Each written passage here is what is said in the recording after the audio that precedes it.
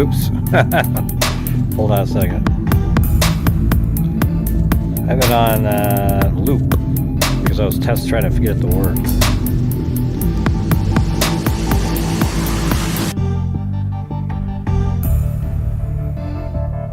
Alright. That's where I was trying to get to. Not even sure what that... oh, yeah, that's my intro video.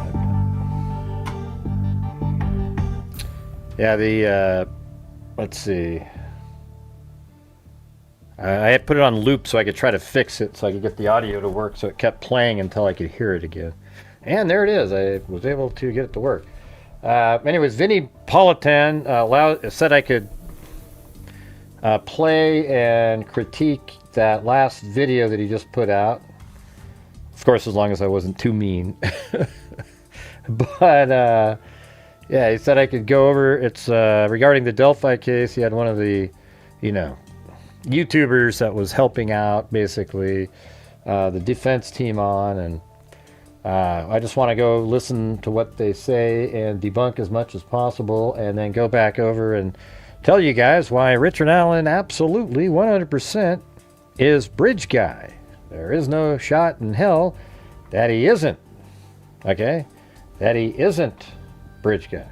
Right? That's the thing. Hey, thanks so much there, Cheryl Bullock.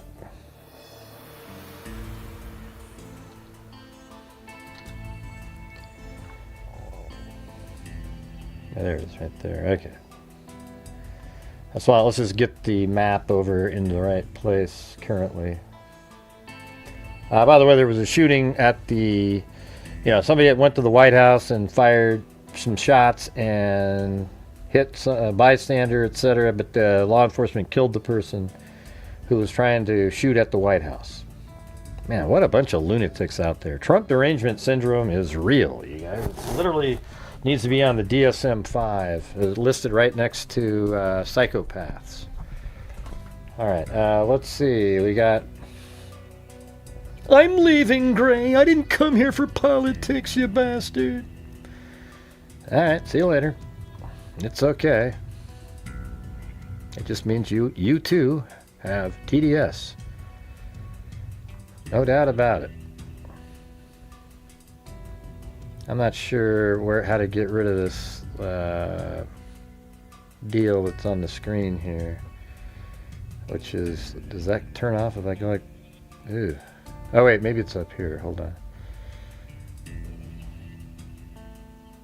No? So if I turn that off, oh man. So where are these ones at then? Hold on.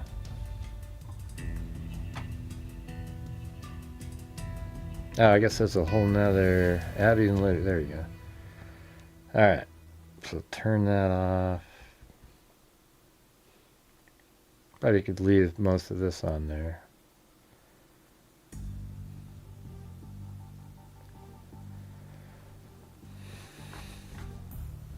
Alright. Looks good now. I know the show's a little bit later, you guys, but if you could help support the channel tonight, that'd be great. We've just really kind of been limping around this month, and like last night, just barely got to our nightly goal. It was the first time in 4 days. So if you guys, want to help support the channel, that'd be great. All right, so let's start listening to this. So, Richard Allen has filed, his team or whatever has filed the appeal. And they're going to have oral arguments coming up sometime later in the year in front of Indiana appeals courts or something. Oral arguments. And, there's this huge swell of people who literally think he didn't do this. I mean, it's crazy. Like, if you go to the Vinnie Politan video, and there's like 1,500 comments. The crazy part is like everybody commenting is like, oh, this is great. You guys are nuts. You are wanting to free a killer of 2 girls. Okay, it's absolutely certain that Richard Allen is bridge guy. Now, you might not want to say anything. Like you might want to go. Well, so what if he's bridge guy? Well, if he's bridge guy, then he's at least responsible, because we see him on video having the girls go down the hill, okay? He's part of it. You guys are, like, literally insane. Oh, and then, by the way, somebody said under the video that they said that I'm a paid actor. Man, it gets so old, you guys. Every case that I cover, I'm a paid actor, you know? That's what they say. And you know why they say that? Because I'm just too damn accurate. I have too good of analytical information that points to somebody, so therefore I'm a paid actor. All the way back to Kanika Jenkins. Unbelievable. Hey, thanks, Wild Bill Lossman. All right, also, I wanted to say Jason Bourne got a hold of me, and he had to go to the hospital for kidney stones. So he's in there, and maybe we could all put out positive vibes to, get him to, he's going to have a procedure to get rid of them tomorrow, and, make sure everybody, put some positive thoughts out there for the guy. It's probably not a fun thing to do. Yeah, I'll go through all this stuff, you guys. I mean, Betsy Blair, what she saw, it's just in her imagination. She was 110 feet away. She couldn't see shit, okay? And I don't know what her deal is, but Betsy Blair, even when you showed a picture of Bridge Guy, said, yeah, that's the guy I saw. Well, when you look at the picture of Bridge Guy, it doesn't look like some 17 or 19-year-old kid. So we, you got to look at it like that. They hang their hats on people like Betsy Blair, and, it gets really old. All right, we got Alley Cake saying that. Come on, you guys, throw out some of the positive vibes.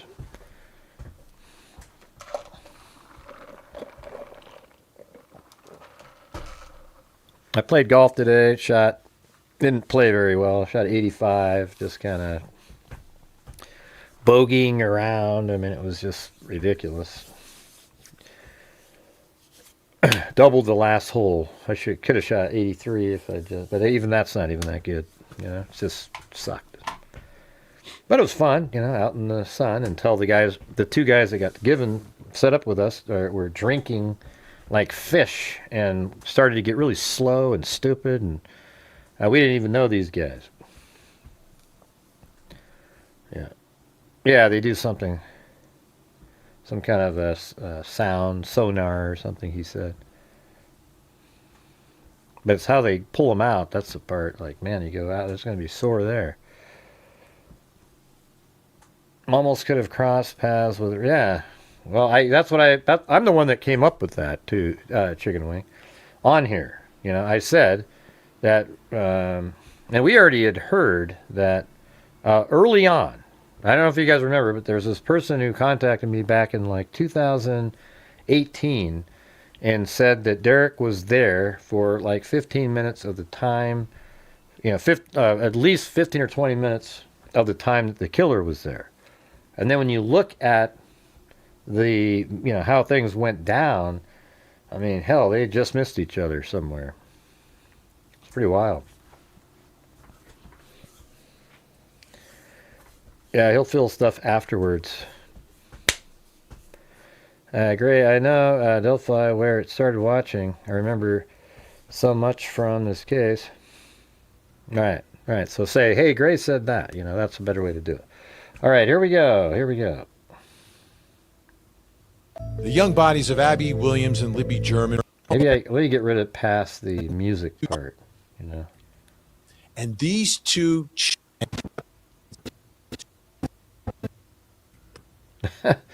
at the appellate division. In this episode, we're going to take a look at that evidence that the defense did not get to present. We'll bring in a PI who's been working the case to get some insight. I'm Vinnie Politan. Let's investigate. Hey, let me turn it up over here. It's pretty low.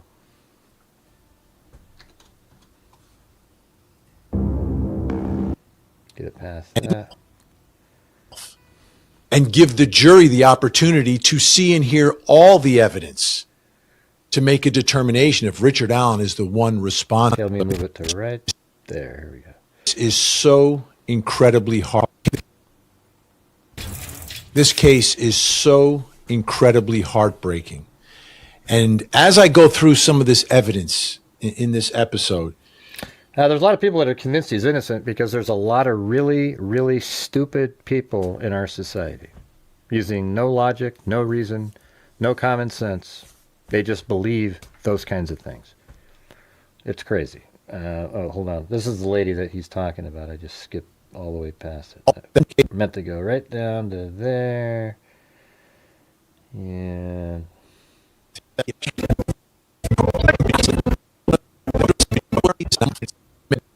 Yeah, right there. This case is so incredibly heartbreaking. And as I go through some of this evidence in this episode, it's not about did Richard Allen do this or not do this. It's a much bigger question about whether or not Richard Allen was railroaded and not given the opportunity to defend himself and give the jury the opportunity to see and hear all the evidence to make a determination if Richard Allen is the one responsible for brutally ending the lives of these two beautiful, wonderful young girls. We're talking about Abby and Libby, who were best friends. And when I think about that day, they're in Indiana, it's February, and it's unseasonably warm outside. And these two children... Yeah, I mean, the thing is if, even that right there, that's the thing that people were saying. It was unseasonably warm all the rest of the week, but it was 43 degrees that day, and it just happened to be sunny. And 43 degrees isn't really warm. I mean, maybe that's a little warmer than normal or whatever, but later in the week, it got up into the 60s, and people conflate those together. But it was 43 that day. Because they're children. Do what all of us want our children to do on a beautiful day. Go outside. And they enjoyed an outdoor adventure. They were going to the Monon High Bridge, walking, going on a hike. It's exactly what our kids should be able to do and should be able to do safely, especially in a small town like Delphi, Indiana. You would think of all places to be safe in the middle of the day. They would have been, but they weren't. Now, this is a case that after these two young girls were murdered, it took 5 years before an arrest. 5 years. It was unsolved. And when you think about the investigation, there was no... The thing is, it should have been solved quick. It was just this lady that worked on the case, helped organize the case files. She went and reviewed, or was organizing things, and stumbled upon a narrative from Dan Doolin, who had interviewed an individual named Richard Allen. And Richard Allen placed himself from 1:30 to 3:30 near the Monon High Bridge, on the trails there. And then he even says that he went out he went to the bridge and was looking at fish. Well, the only way to look at fish is to go out onto one of the platforms and look down. And then later on, when he was arrested, he said he went to platform number 1. That's the same platform that Betsy Blair saw somebody standing on. And it has to be Richard Allen based on the information. Thank you, Alley Cake. And to girl, Michelle. There's never a higher profile case in Delphi, obviously. But this was a national story, a national case. And there were so many theories and so many suspects that were looked at, not just by the media and podcasters, but by law enforcement themselves. And there were people that everyone was talking about for years. And then out of the blue, a local CVS guy named Richard Allen ends up being the one arrested. And everyone's kind of surprised and shocked because he was on no one's radar. Right. But apparently he had self-reported to law enforcement right after this happened that he was there that day. So He's put on the radar by his own admission, voluntary statement that, oh yeah, I was there that day. And he gave a report. Yeah, except, but he came forward, I think it was, he came forward to see what they had. Because he came forward after they put that picture out, and it looked just like him. I mean, he knows it looks like him. You know, he can't see the face and everything, but listen, here's the thing. When they put the picture out of Bridge Guy, he knew it was him, and now he got paranoid. So then he contacted law enforcement, and he wanted to give his tip. And he even got like, yeah, I was there, and I passed, 3 girls, and, all these different things that he was saying, because he thinks that they've got him, right? But he's just going to, sort of play dumb a little bit and just see what, and I think he was shocked that nobody ever got back in contact with him over the years. He was just absolutely dismayed. But he was always waiting. That's why he sort of deteriorated over the years. At the time, he looked exactly like a Bridge Guy looks like. More sturdy, the same height, etc. I've made many different videos showing, side-by-side comparisons and so forth. And it's just, there's no doubting it, right? And we knew that he wasn't tall early on. Turns out he's really short. Report about what he saw or what he observed. And that report kind of got lost for 5 years until it was found. Now, another big part of the investigation in this case was a look into Odinists, right? This like pagan belief. And trust me, there are people who are legit Odinists who are nonviolent, etc. Here, in this case, we are talking about the allegations of violent Odinists. And it's something that became prevalent in correctional facilities. And in this case... Yeah, let me show you a couple of things here. So, this is what he looked like then, See how different that is? He almost looks normal in this picture. See, back around that time, he looked like that. A short goatee, etc. All right, and then so you've got other pictures like this one. That's what he looked like. And then later on, as he sort of drank himself, and he was feeling the weight of what he did was eating him away. So that's then too. He looked like that, just totally normal. And then look what he looked like later. I mean, that looks like somebody trying to change what they look like. He's like totally different. And then look at this. I mean, that's hard to tell that that's him, right? Like, he's just totally different. These are way later, years later, these shots. Let's see, what else? I know I have, like, this is what he looked like standing, right? And so I've actually put this next to Bridge Guy in some of the shots, and it's literally like everything's the same. Hips in the same spot. Because this guy, Richard Allen has sort of, his legs and torso are kind of the same length. He's got pretty short legs.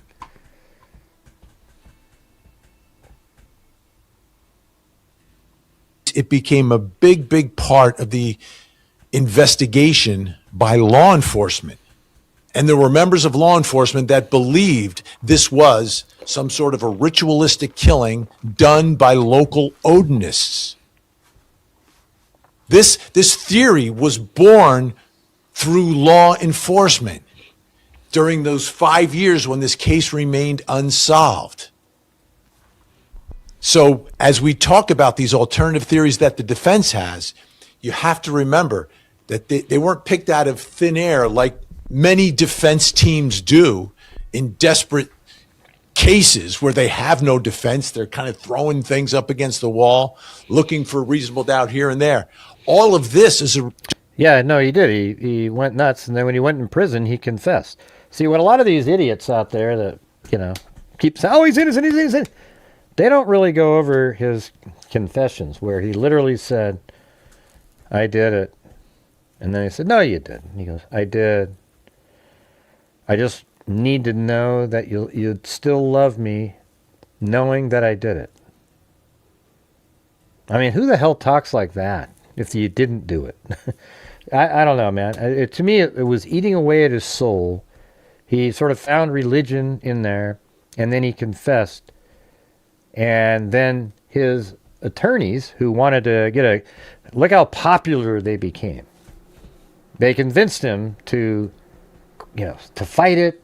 And I wouldn't even be shocked at all if they had him confess later on multiple other times, just to make it look like it was something that came on later. He literally confessed multiple times, or at least he confessed prior to anybody claiming that he was nuts. No, he didn't say that. Direct result of the investigation, which again was unsolved for 5 years. No, he didn't. However, in this case, Judge Gull, limited the defense. None of that information got in front of the jury. So the jury heard the evidence against Richard Allen, and some of it's very compelling, and he may very well be guilty. The jury found him guilty. But my concern, and I think the concern of those of us connected to our system of justice, is that they didn't get the whole story. So let's talk about the whole story. But the whole story is the whole story adding parts of a story that aren't related because other people thought that maybe these other people were involved. Story. Let's start by going. I haven't watched this yet. Okay. To the most important piece of evidence in this whole case, which was the video that was taken by Libby. So brave, so smart to have recorded the man who was walking behind her, this bridge guy. This video became crucial evidence in the investigation. Let's take a look at it.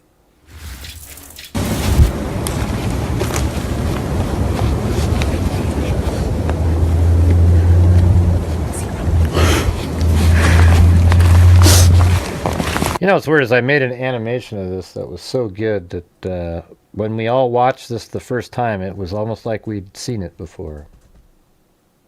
And it just, nothing seemed... And we'd seen her walking on the bridge already, kind of similarly.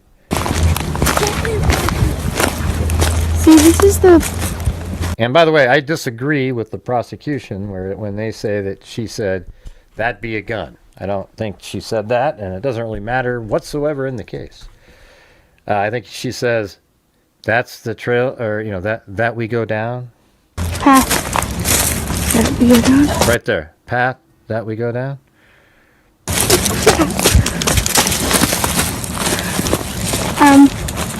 There's no path going there. So And she even kind of confirms that by mentioning there's no path, so we got to go down here, repeating it again. But she was just sort of talking. You know how you talk when your mind's racing about something else? So you just sort of say whatever's in your head, but you're not really thinking about that. we have to go down here.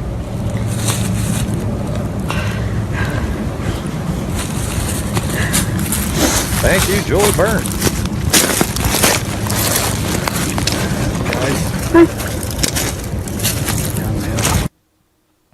Guys, down the hill. Right there at the end. And that's exactly what Richard Allen sounds like. You heard him say, "Guys, down the hill." And that figure all the way in the background, that was the bridge guy who seemed to be following the girls as they go over the bridge, an obvious suspect. And the only reason law enforcement had that lead was because Libby was recording in that moment. So you hear a voice and you see the image, but it's far away. But that's why the bridge guy image has always been so blurry through the years. So that's the video. That's where the video ends. Where the girls are found is not close to that area. They were taken across some water and to another area on the property of a man named Ron Logan. And then the final scene is found. And there's a sketch of that scene. The images have not been made public. But take a look at this sketch. And you see... Here, let me show you guys something. See, this is a better look at that. Well, wow, look at that. You can see his action. Wait, which one is this? Wait, what year is this? Oh, this is 7 years ago. No wonder I looked so different. That's not the one I was looking for. So I'll just keep playing this. The way the two girls are depicted there. You've got Libby, who's 14. She is found nude or partially unclothed with severe wounds to her neck. She's the figure on the right-hand side. Prosecutors believe she was the primary target of the attack, perhaps. Some of her clothing was reportedly discovered nearby. Okay, here I just found the one I was talking about.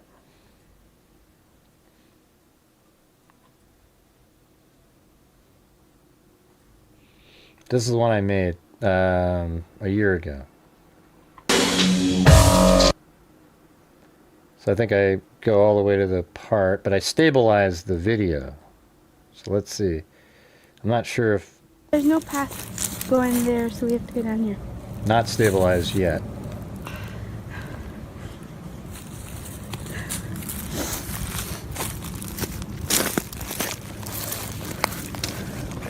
Hi. Guys, hi. She says hi. Down the hill, so he pulls out a gun. It's so crazy. They were just so... So here's the stabilize with audio enhance. So watch how much better this is. And I did it frame by frame, you know, making sure to stabilize the video so that you could see the bridge guy, Richard Allen. So you see how it's moving around on the screen, the window? That's what it would look like if it was stabilized. So it's kind of weird how it all...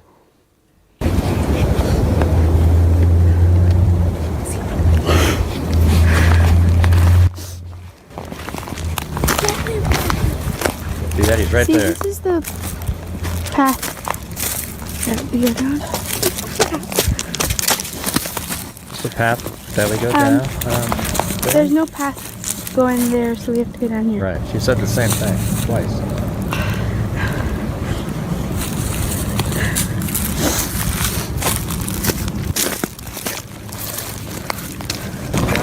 Hi.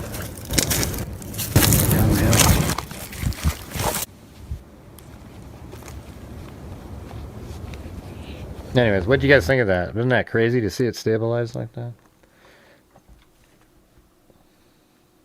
All right, back to this.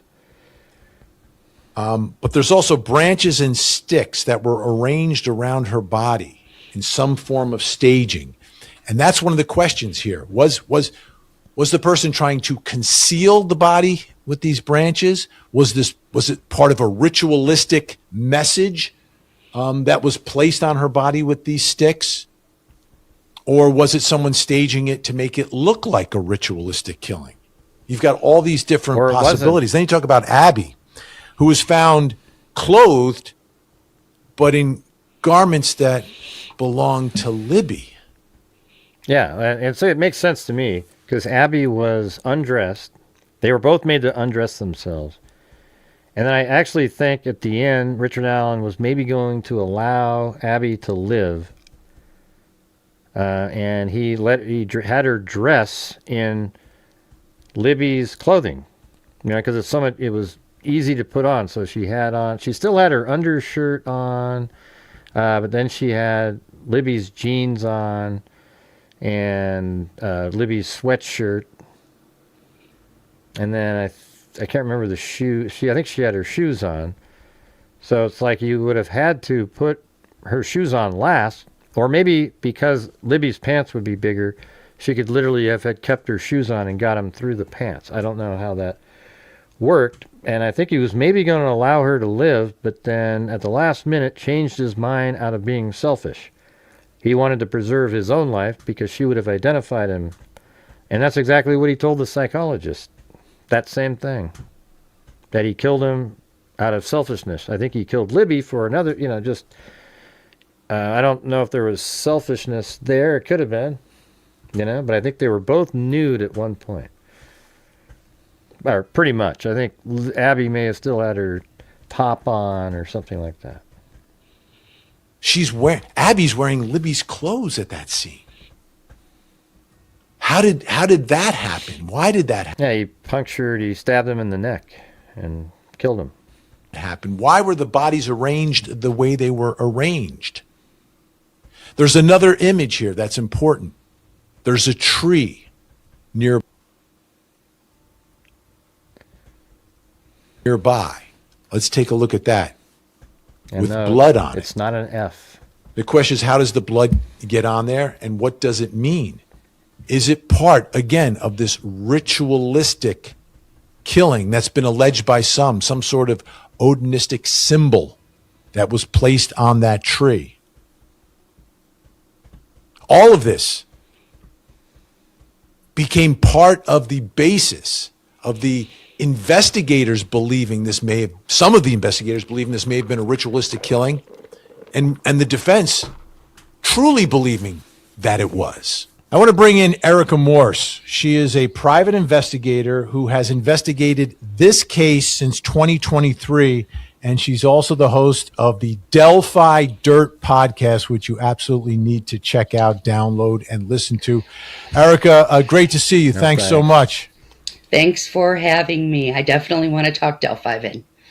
Yeah, okay. Right. She's one of the YouTuber types that the defense team thought, ooh, yeah, let's get these people to help. You know, it's just crazy, you know, the whole thing. Okay, so let's start because we've got this huge appeal coming up. There are so many issues, over 100 pages, reading through it. To me, the one thing that really kind of sticks in me, and I never understood why it wasn't part of this case, but could you explain the ritual killing evidence in this case that was excluded by the judge? There is so much. Okay. So in terms of the crime scene itself, those photos are still sealed. So certain aspects of that crime scene are still sealed.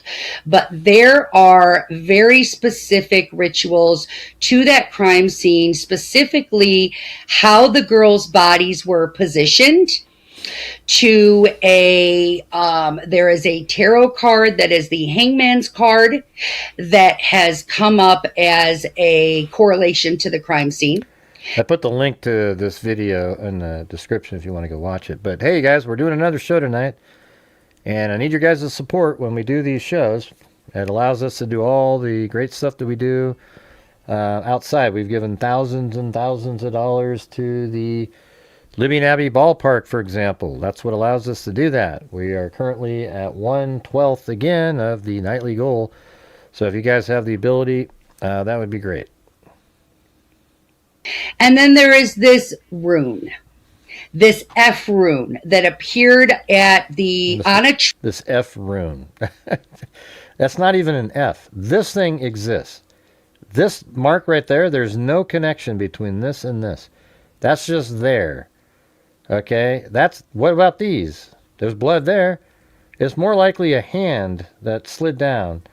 This right here, people want to call it an F because it has this, and then this just happens to be there, so then they extend it across and go, ooh, look, it's an F.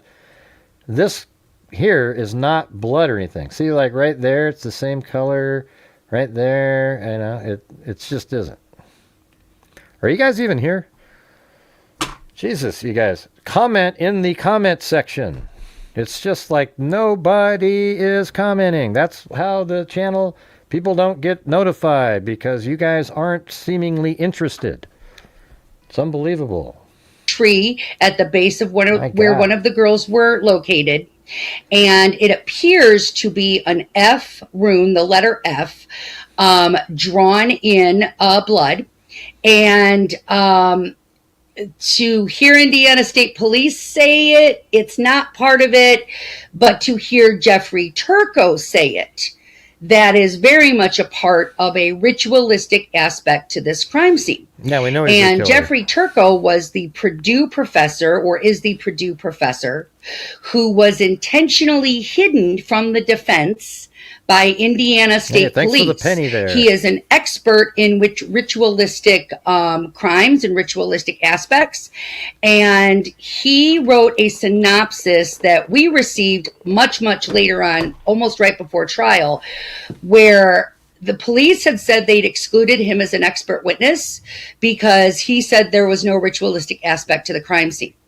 Then they even said they couldn't remember his name or how to get in touch with him. They didn't have a contact phone number for him. They didn't have an email address for him. I believe it was Andy Baldwin from the defense team who tracked down Turco, and then they interviewed or deposed him, and Turco said, I never said that. As a matter of fact, I was very specific that all of these elements do look like a ritualistic crime scene. But what he was very specific to say was that it looked like an amateur or someone Well, they don't know if it was the one he was wearing, but he has jackets similar to that. who would just be either trying to stage the crime scene partially, or maybe someone who was doing like an initiation, someone on a very amateur aspect, and that this crime scene definitely had many ritualistic aspects. For me, I think it is so many witnesses, so many people who have come forward and talked about the different rituals that are done down there, the things that appeared on social media within the 24 to 72 hour window by certain persons of interest who were excluded from being brought up at trial. All of these individuals began posting on their social media pages prior to any crime scene photos being released, prior to any crime scene knowledge being known, and their social media posts ended up matching the crime scene. Yeah, see, that's a lie, okay? That's a lie. They have a picture of two girls. One person did, of two girls sort of on the ground underneath some branches or something, and it doesn't look exactly the same or anything, and it isn't like they're posting stuff matching the crime scene. I mean, it's just not true, you know? But people if they want to believe Richard Allen didn't do it, then they'll believe what this person's saying. The jury never heard about any of this, and this was a big part of the defense theory of what happened. Yes, and I always reiterate this, Vinny. People seem to think that the defense came up with this theory. They did not. The FBI came up with this theory. It started out with Greg Ferenczi's memo, which I believe was like 26 or 27 pages long, and then it developed by the defense team into the Franks motion, which was, excluded by Gull as well, but very specifically laid out. No, it wasn't excluded. It wasn't excluded. See, that's another. I mean, maybe the 27-page thing, but it led to the Franks motion wasn't excluded. The Franks motion was looked at, reviewed, and deemed to be full of shit, like it was. It was one of the most ludicrous documents in the history of true crime. It was, the way they wrote it was disturbing on their part, how they kept saying, mentioning how Abby was killed 57,000 times in a row, as if they were obsessed with it. Then they talked about how difficult it would be, and did it so childishly that they should be ashamed of themselves. Oh, well, let's see. One single solitary man, acting alone with dexterity, would then have to remove the shirt, her arm from the sleeve. Then that same single solitary man, acting alone with dexterity, would then have to remove the other arm from the shirt. And then this single solitary man, acting alone, would then have to, and they just look like a bunch of clowns talking like that. It made no sense at all. I mean, you could describe brushing your teeth the same way to make it seem complex. Look how complex this sucker is, man. This man, by himself, would have had to go into the bathroom and on his own reach in and grab a toothbrush. Then, by himself, holding the toothbrush in his left hand, would then have to grab the toothpaste and squeeze it onto the toothbrush with his right hand, keeping the toothbrush just below the opening of the toothpaste tube. Then once the toothpaste is on the brush, he would have to then maybe put the brush in his mouth using dexterity and then screw the lid back on top of the toothpaste tube. Then with his left hand, grab the toothbrush and start moving it back and forth in his mouth. Now, with dexterity and Jesus. I mean, that's how they talked for, like, literally, and it doesn't confuse anybody. You just look like a moron typing like that. Out, not just, like, as you said, the ritualistic aspects of the crime scene, but then also all of these people close to and around the cemetery.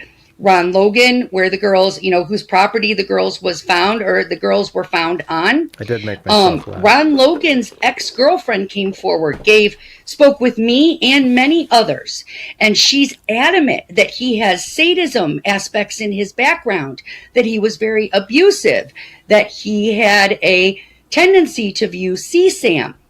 Then you have Keegan Kline, who actually lured the girls to the crime scene that day, or to the bridge that day, who has this background as well of all of these ritualistic aspects. And well, you don't appear to be a subscriber, sugar-free cereal. You don't have the little thing next to your name. I don't know, maybe you are.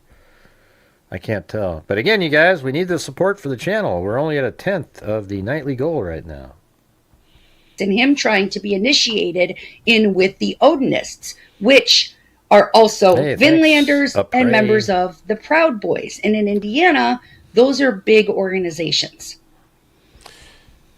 So everyone understands everything you're talking about here, all of the leads that began down this ritualistic path, Odinism, etc., began from a law enforcement investigation, and the jury did not get to hear any of that?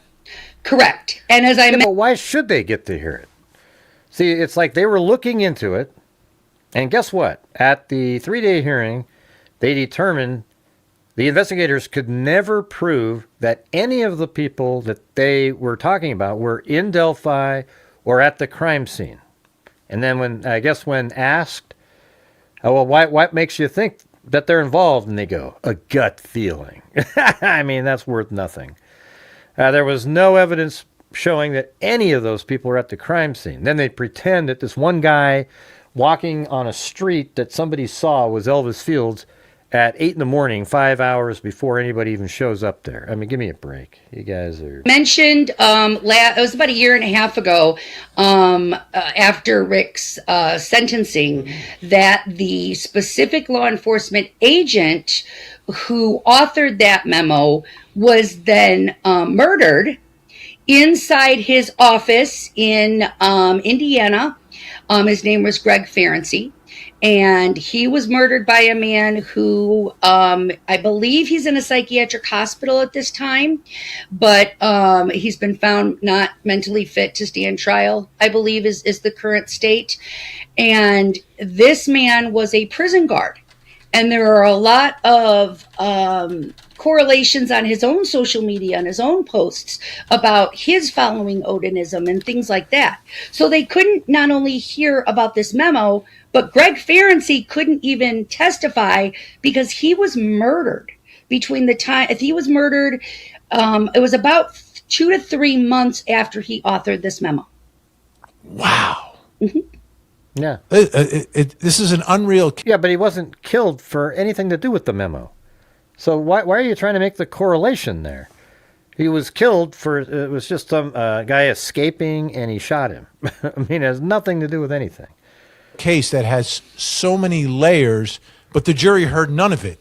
And now in this appeal, this will be part of the argument for the defense that, hey, the jury should get to hear some of this. The defense should be entitled to present their case and their theory of the case. Would there be witnesses the defense could call about Odinism, about ritualistic killings, about some of these social media posts? Yes.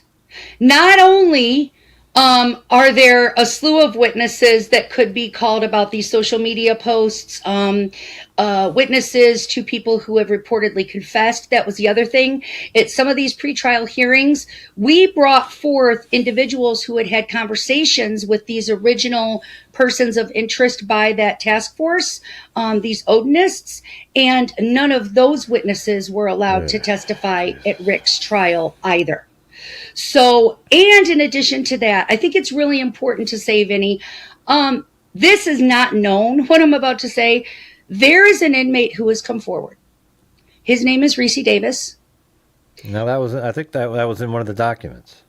And Reese has spent time in a facility with both Keegan Kline and Ron Logan. Yeah, that's not something that's new. That was in one of the, remember those documents that came out? He was that one of those people. And he has claimed in multiple letters to the prosecutor that Keegan Kline confessed to him, as did Ron Logan, that they were both present and responsible for these girls' deaths. And that a letter, a handwritten confession by Keegan Kline that was sent to the prosecutor has been withheld as exculpatory evidence and exonerates She's just making all this crap up. Rick Allen. No, it doesn't. It does. Look at that face. I don't know if he's believing what she's saying. There's no letter out there that exonerates Richard Allen. You know what I think? I mean, I don't think I'm ever going to be able to not believe that Keegan Kline has something to do with why Richard Allen was there that day. Law enforcement believes that Richard Allen, that the girls were there because of the Anthony Schatz profile, which is Keegan Kline, that they were there because of him. But Keegan Kline apparently wasn't there. That's not him, obviously, on the bridge. So there's another guy that shows up. And guess what? Keegan Kline lives in Peru, Indiana. That same morning of the killing, guess who went to Peru, Indiana? Richard Allen. He was there. And then he's there, and his mom wanted to go out to lunch with him, and he goes, oh, I don't want to go. Then he drove home, got 6 beers, drank 3 at home, and then he took off for the bridge with the jacket. Just after he left Peru, where the guy who had him go to the bridge was. And they've never been able to prove any of that, like make a connection between them, which is absolutely unreal. This letter that you're mentioning, is this something that's been alleged? Has anyone seen this letter? So when the defense... yeah, has anybody seen this letter? Yeah, okay, good. So he's skeptical of that. Defense received, don't quote me on this, I think they said they got 3 letters and Reese said there were a total of 4. And so there is one... Okay, there's one missing, the secret message. The secret letter is missing, everybody. One letter unaccounted for, and according to this inmate, it is the letter in Keegan Kline's owned handwriting that he committed this crime along with Ron Logan and others. Right. And Keegan Kline is so stupid that he's going to write a letter confessing to it and just give it to a random inmate. BS. Everything that went to a third-party defense was excluded. Nothing. He wasn't allowed to put on a defense, period. I sat 10 feet away. Sure he was. What he could have done was say... he could have proven where he actually was. And maybe if he hadn't have ditched the phone, for example, they had every single phone this guy had in years, digital devices all over the place. And the only phone that Richard Allen could not produce and didn't have anymore, amazingly, was the phone that he owned on that day. Isn't that amazing? Out of all the devices he had, that's the only one he didn't have. Gray, people throw away their phones all the time, you bastard. From him. He was not allowed to even put on a defense. The trial lawyer's hands were cuffed. I cannot. Thanks, Wild Bill, Alley Kick, K-Me. Not express that enough. And that is why cameras were not allowed in that courtroom. Because what happened in that courtroom is a crime. I think it's a crime what you Another just part said. of this case that's been very confusing to me, and I think to a lot of people, are the sketches involved in the case. Sketches that the jury never saw. Again. I think the sketches are just sort of this inconvenient thing. It doesn't mean anything, though. It doesn't... sketches are sketches. I've seen sketches that are put in the newspaper on cases, and they don't look anything like the person when they finally arrest them, based on DNA, etc. Okay? It just doesn't... People just don't see things correctly a lot of times. even if they can sound like they're so certain of something, the person who saw it. Something else that was the judge did not permit this jury to see. The first sketch I want to show you is a result of a description by a woman named Betsy Blair, who was in that area that day. Take a look at this. This is actually the first sketch created, this one. Sketch. And let me give you the background here. This sketch was made just a few days after the attack, okay? But it was never released to the public. For whatever reason, investigators never released this sketch until April of 2019. Right, they just went a different direction and thought maybe this will help. Who knows? When Betsy Blair, remember, April 2019, the case still isn't solved. And Betsy Blair's like, why have you never released this sketch of the description of the person that I gave to you? And if you look at this sketch, right, it looks like someone in their 20s. I always said it looked like Tom Cruise or something. It's like a young guy in his 20s with some curly hair. It almost looks like an early picture of a member of NSYNC or something. Like it's not an older middle-aged man that is described here by Betsy Blair. Now, this sketch again isn't released until April of 2019, despite the fact that it was done in February of 2017. Let me show you now a comparison of that sketch to the one that was released to the public. Okay, on the left again is that original sketch from February 2017. But 3 weeks later, this one, a description is given that results in the second sketch that you see here. Yeah, I think what they do is they combine this with this look, and that's what they came up with. This right here is what somebody that was 110 feet away said he looked like. Okay, it's just ridiculous. What's interesting about the timing of this sketch is it's not immediately after, it's at least 3 weeks later. And it's also, the sketch is made after the release of the Bridge Guy video. So the public knows what the suspect looks like already, and then you get this sketch. Now, you look at the sketch, you look at the Bridge Guy, you look at Richard Allen, and I see a consistency, a match, right? It makes sense to me. It makes sense to me. What doesn't make sense, though, is the sketch all the way to the left that was done just a couple of days after the girls were murdered and before anyone had an opportunity to see the Bridge Guy video. To me, that's significant. I want to bring back in Erica Morse to talk about... Sketches are not legit, idiot. Jesus, give me a break. Betsy Blair. They're very rarely accurate. And the description and the sketch of the Bridge Guy that she provided, that description in the sketch. Give us the background here on who Betsy Blair is and the sketch that was a result of her description. So Betsy, in my opinion, and the opinion of some others on that defense side, is that Betsy Blair is the most credible witness in this entire case. Okay. You know why she's the most credible?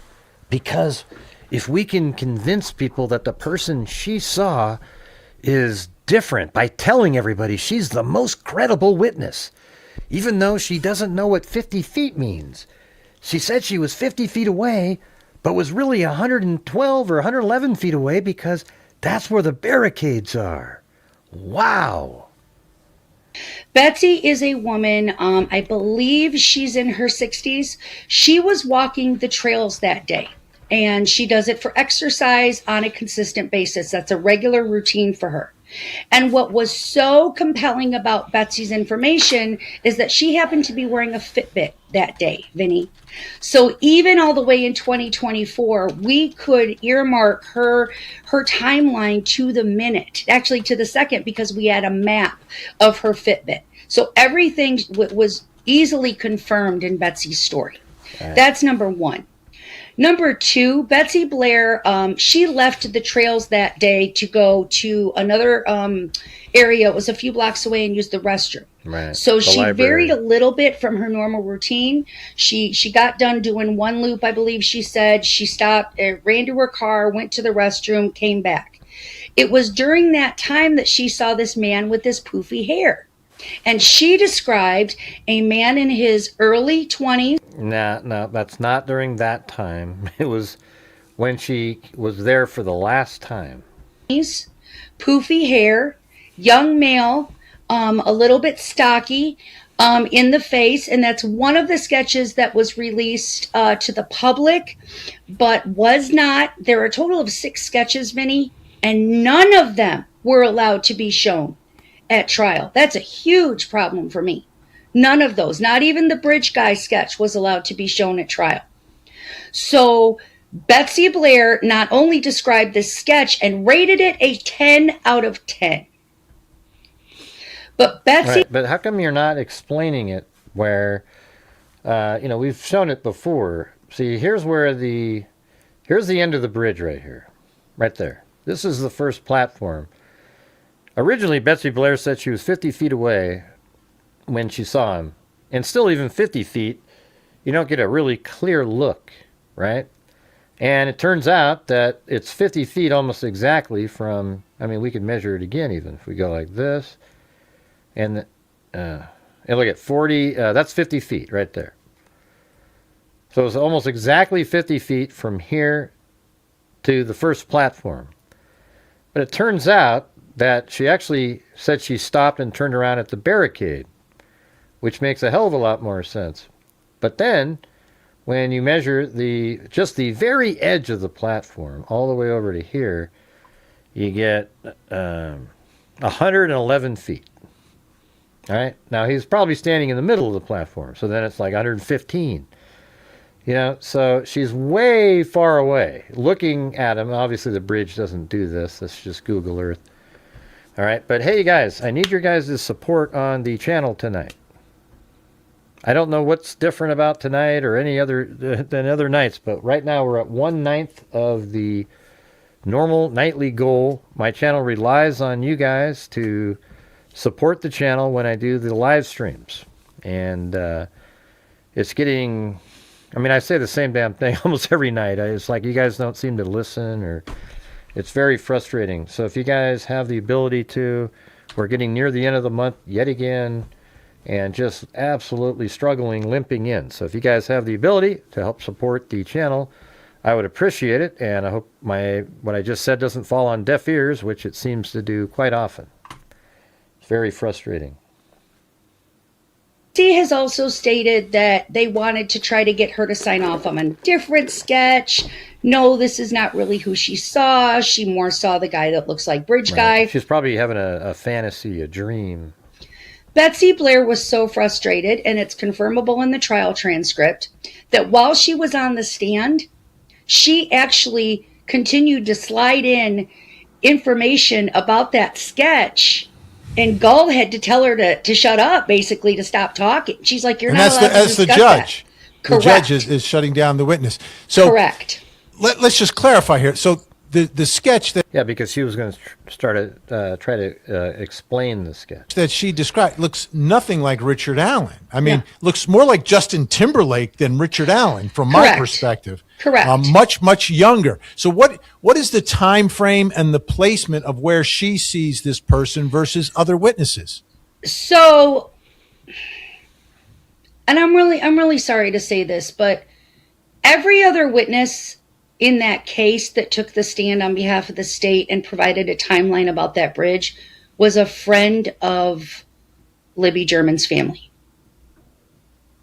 That's a problem for me, Vinnie. What the hell are you talking about? And I've never been able to say this. So Betsy Blair was a friend of Libby German's family? What the hell is she talking about? That's a problem for me, Vinnie. Other witness in that case that... Let me hear this again. Nothing like Richard Allen. Looks more like Justin Timberlake than Richard Allen from my perspective. Correct. Much younger. So what is the time frame and the place? So it really did fall on deaf ears again. basement of where she sees this person versus other witnesses. So,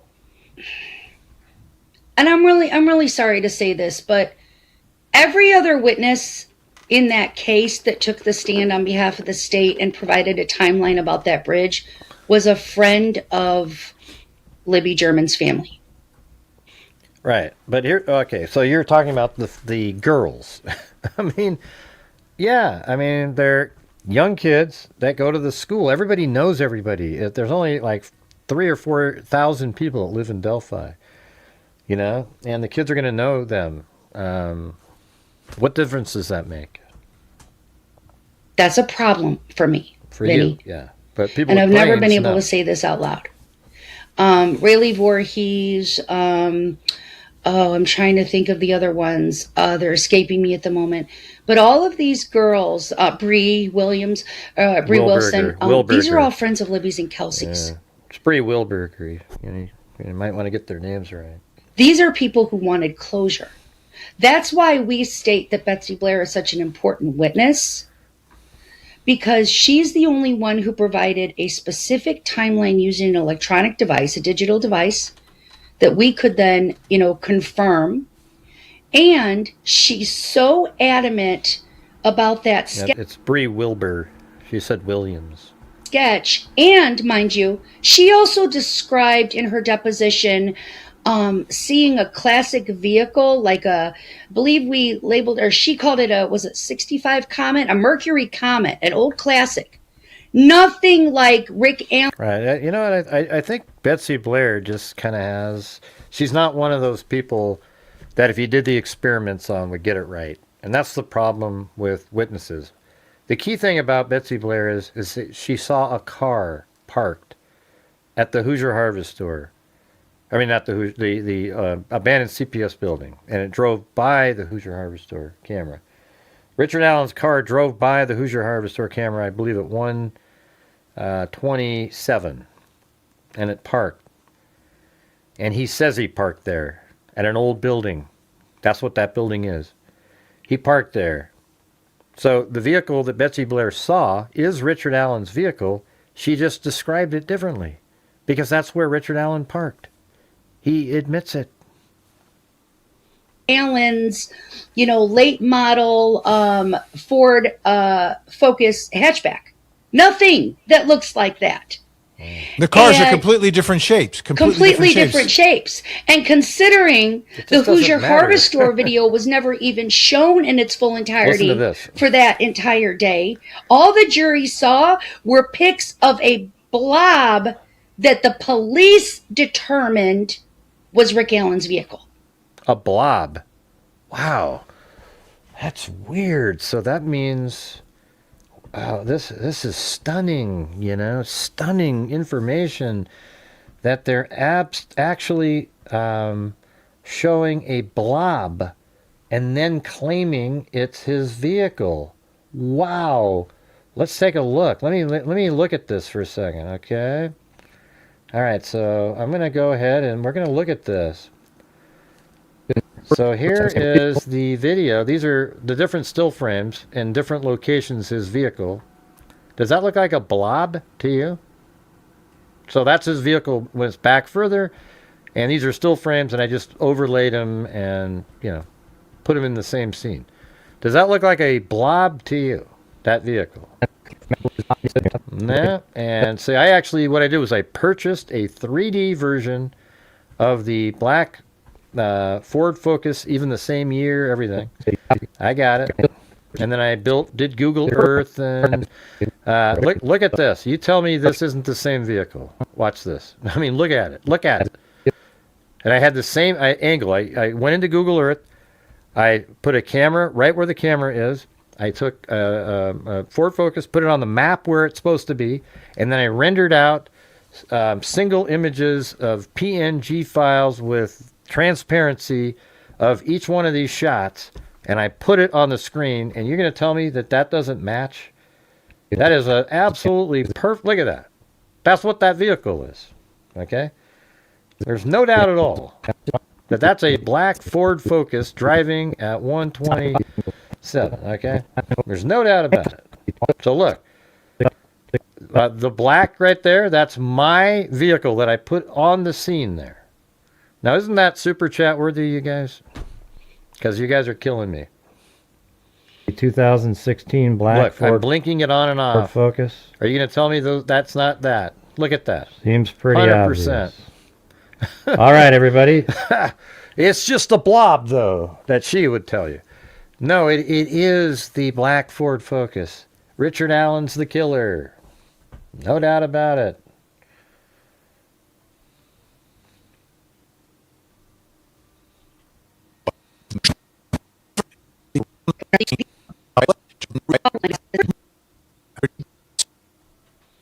Sketch that she described looks nothing like Richard Allen. Right, I mean, looks more like Justin It Timberlake. was 2750. A blob that the police determined was Rick Allen's. Okay, I just showed you what she was referring to. Does anybody think that was a blob? No. Could you tell that it looked very incredibly consistent with a black Ford Focus? Yes. Okay. And he said he was there right at that time. And guess what that means is that he got there. Look, let me show you this. So Richard Allen lives right here. This is his house. Richard Allen, do you think he would want to drive through town? Put a 1 if you think he would want to drive through town to have his vehicle seen on surveillance cameras on his way out to do this crime. Does anybody think that that's what he did? All right, so the way he would actually want to go there is to go this direction, turn right, go out on these really rural roads over here, and then eventually he turns left right here on, I don't remember the number of it, it's called North 300 West, and then he drives all the way up here, and I think so from right here he goes north, and then right there on West 300 North he turns left, goes this direction down these rural roads, drives down like this, takes 10 minutes to do this, and then he goes across the Wilson Bridge right here, and then you just drive right around here, and you keep going, and then you take this right, and then right there, you stay on West 300 North. Okay, so you're driving like this. This is West 300 North, and you stay on West 300 North, and then you drive by the cemetery, and then here's the Hoosier Harvest Store, was right there, and he drove by, and there it is. He drove by at 1:27 and 35 seconds. And he said he got there, he told Dan Doolin that he got there at 1:30 and he left at 3:30. Well, this matches that. Look at 1:27:35. He knew that they would know that he got there at that time when he originally told the story. And then years later, he switched it from 12 to 1:30. Don't you think that's amazing? That shows a knowledge and a remembrance of what he said all those years before. He knows he said 1:30 to 3:30 because he was in fact there. He thought they had him. So he wanted to appear to be honest, etc. back then. Then years later when they arrested him, he said, I got there at 12 and I left at 1:30, which isn't possible either because a lot of the same witnesses were still in the area at that time and didn't see him. All right. So he says he got there at 1:30 and left at 3:30, and here it is at 1:27:35. We see that black Ford Focus driving over in this direction. Then he would have parked the vehicle here, probably right around 1:29, even maybe late 1:28s. Then he gets out and he starts walking, and he's walking in this direction, and they would have passed the three girls, Bree and others, right here, probably at 1:33 or so. And he walks this direction. And by the way, those three girls, they took a photograph at this bench at 1:26 as they're heading out this direction. And it really shows you that they would have passed him right around here when he got out of his car a minute after they took that picture at the bench. He drove by and then parked there, and then he walks. And then, so look at the distance. It's almost perfect, right in the middle, right there. And then he walks down and he goes this direction, and he would have got to the bridge at around probably 1:30 let's see. So if he was 135, like 143 or so. Yeah, he would have been probably at the bridge around 143. Then Betsy Blair, she got dropped off over here, or not dropped off, she parked at 146. So when she parked her vehicle, which is not there, shit, it's right here. Her vehicle was spotted at 146 driving by the Hoosier Harvest Store. She parked right in this spot and then walked this direction. And Richard Allen, who was at the bridge, he said he got there. He would have had to sprint like Carl Lewis to even come close to passing Betsy so that when she started walking this direction, she wouldn't have seen him. But that didn't happen. Okay? Didn't happen at all. He started walking this direction, and then Betsy Blair, she was on an exercise walk, came down like this, and then sees a guy standing on platform 1. Richard Allen told investigators when he was arrested that he was standing on platform 1. Okay? He didn't say he saw anybody, but he wouldn't want to say that he saw anybody. And then Betsy Blair, after seeing him standing there, turned around, walked this direction, and at 1:49, just 3 minutes after Betsy Blair got there, Abby and Libby were dropped off. All right, so they started walking, and when Betsy Blair's coming back, she passes Abby and Libby right in this area, in between. So that means after Betsy's walking this way and Abby and Libby are going this way, that Abby and Libby would then have to run into Richard Allen, who's standing on platform 1. It's not a different person.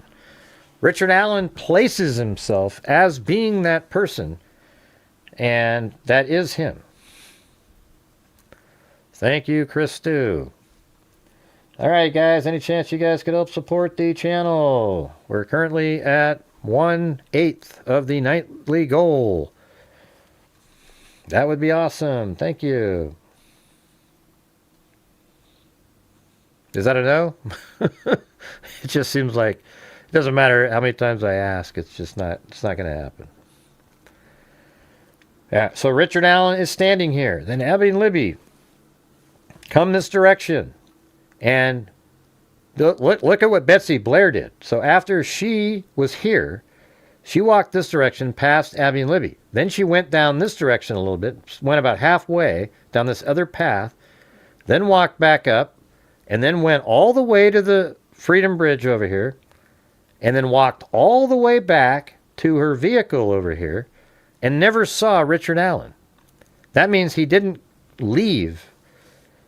He didn't go. The reason they didn't see she didn't see him, is because he is with Abby and Libby. And so what we know from the video is Abby and Libby started crossing the bridge. Then we have the photograph that Libby took on platform 3 right here, filming back this direction, and there's Abby walking this direction. And then at some point, Richard Allen must have followed, because when they got near the end of the bridge, Libby turns on her phone to film him. He's right there, 2:14 or so, walking this way. Abby's right there, and then he sort of takes them off the end of the bridge and tells them to go down the hill. See what I'm saying? Right. It's just, there's no escaping that Richard Allen is bridge guy. I don't care what your argument is, you won't have one. He is the person. Hey, thanks, Jimmy. I'm glad somebody noticed. Gray, you really have done a great work on this case. Abby and Libby, let's see. Abby and Libby's tragic murder was the first case to get me interested into true crime. You were on the first on YouTube. I even watched. Hey, cool. Thank you. Yeah, well, it's really the only place that's got the accurate information. If you want to listen to hogwash and conspiracy theory nutter stuff, you can go watch the other people. I'm not going to be doing that.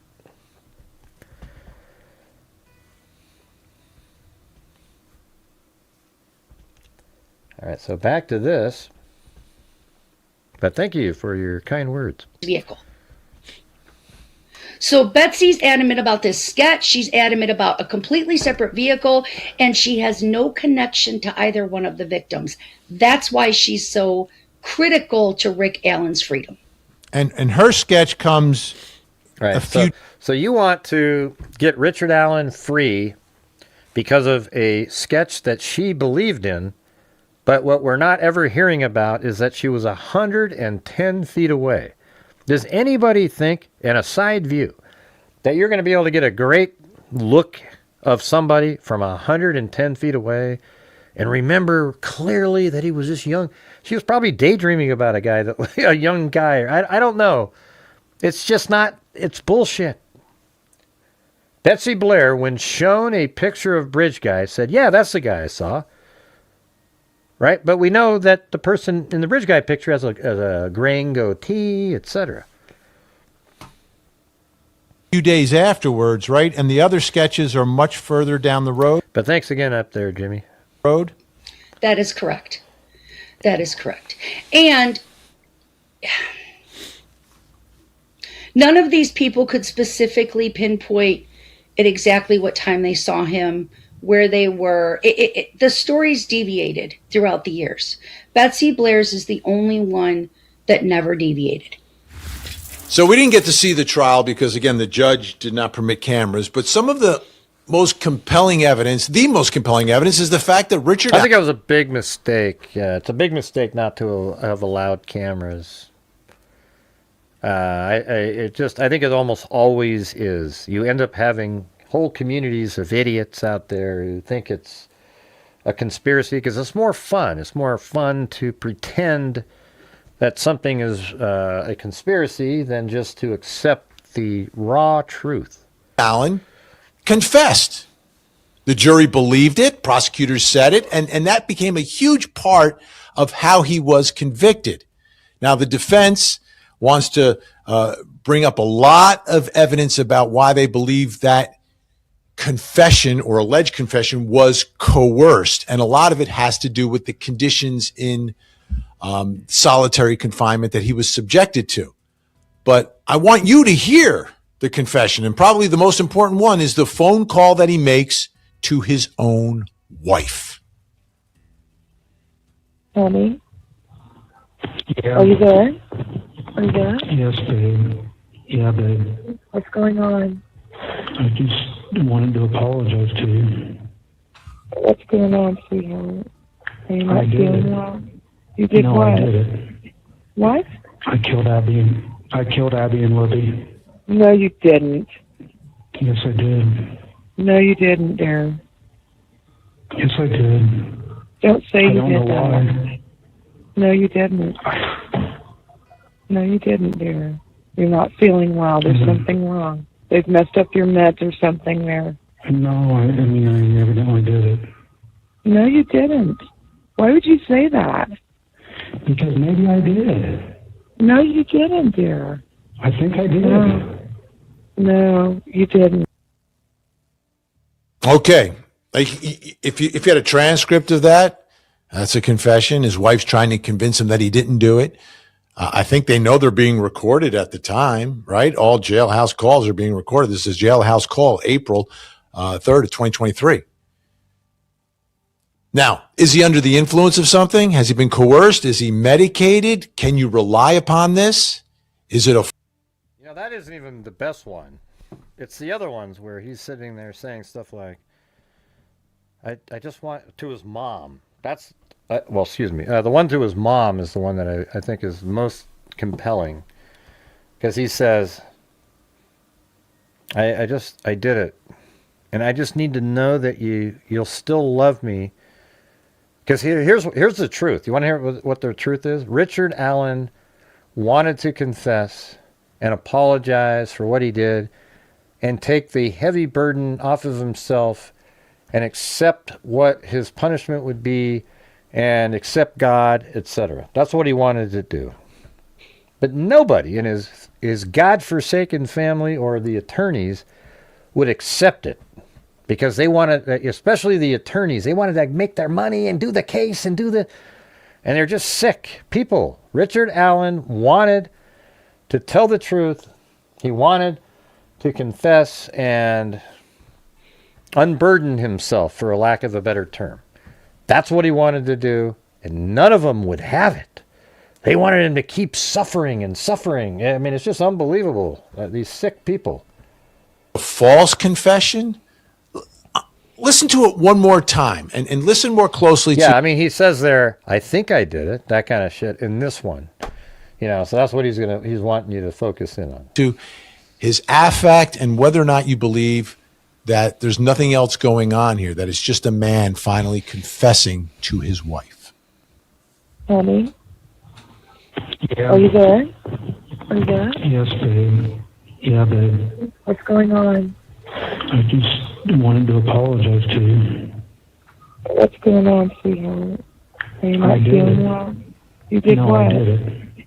What? I killed Abby and Libby. No, you didn't. Yes, I did.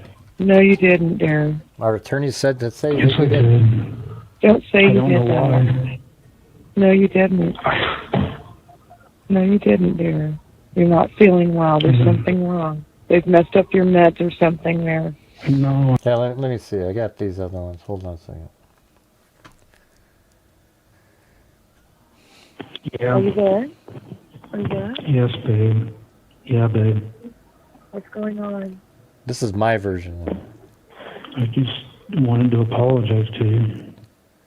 What's going on, sweetheart? Are you I not did feeling it. well? You did No, what? I did it. What? I killed Abby and Libby. No, you didn't. Yes, I did. No, you didn't, dear. Yes, I did. Don't say I you don't know didn't. why. No, you didn't. No, you didn't, dear.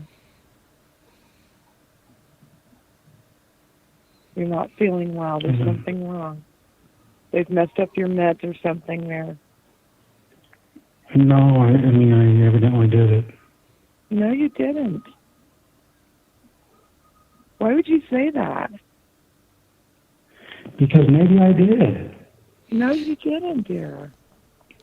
See, now he's sort I of think I did. backtracking because No. he doesn't want to hurt, it's hard to explain, but like, she keeps saying, you didn't, and then he's like, well, maybe I did. He's sort of almost kind of trying to take the way out. He wanted her to go, oh man, I'm sorry to hear that. You know, I still love you though. How about and he would have gone and done that stuff. But he didn't do, but she kept getting him to think, okay, maybe there's a way out, you know. You didn't. They are screwing with you there, and I'm trying to get to the bottom of it. There's something wrong. They are messing with you. They are messing with your mind. Did Dad tell you I called? Yeah, What did I Yeah. say to him? I don't know. I talked to your mom, but she called me in, and we're just worried about you because something's not right. Is there a way to talk to Dad? No, honey, I'm not with them right now. And there's something wrong. They're screwing with you there. What did they say Maybe to they're- Dad? I don't think so, They've done Jimmy. something to your food, or That's kind of interesting, Jimmy, because, yeah, I mean, if he'd been out there after, but maybe he never went back. I mean, there is a picture of his daughter, like a graduation picture. I don't know if he was there or how that went down. What do you mean, no, he walked down the road? He's talking about just showing up at the bridge, my box of tapes. Just another time, like walking the trails in 2018. they've done something to your neck. I think that's what they're There's saying. something wrong. I don't know. It's hard to tell. Don't you ever say you did anything, because I know you didn't. Well, I think they did. No, you yeah, and you're crying because you think he did too. Because remember when he was brought into the police station, you had questions about him. You were questioning him. Don't you remember? didn't. Why would you say that? Because I think I did. No, you didn't. You know you didn't. Yeah, the picture was well, it couldn't have been before the murders, Lisa, because it had Abby and Libby's tie-dye shirt on. I could say I didn't. I mean, oh, you mean the picture not on the bed of the one? Yeah, the one. Yeah, the one on the trails. That just shows that they had been there before, and you know. You don't know. See, exactly. There's something wrong. They're screwing with you. They're trying to get you to say things. They're trying to mess with your mind. Let me move it forward. Okay, I was just playing the long version. Let me see what this one is. Is this where I have them all in? All people. Let's not talk about anything that we don't need to, but No, you didn't. They are screwing with you there. let's not talk about anything that we don't need to, but no, there are lawyers, honey. There are lawyers. Well, I need to tell you something anyway. Okay. Are you sure you want to talk to me over the phone? I think I have to. Yeah. Okay. See, this is a different one. Notice how she's trying to be how the lawyers want to be. Like, hey, don't say anything over the phone. And he's like, I got to do this. I need you to know that I did this. What? Well, hon, this is the first time I've been able to talk to you, and I've been trying forever. I'm just trying to be at peace with things. See what I'm saying? This matches what I was telling you. Honey. And I had a dream that I needed to let you go, and I didn't know how to let you go, and That's all it is. You don't be talking about anything on the phone negative like that. Okay? but I have to let you know that I did it, hon. Dear.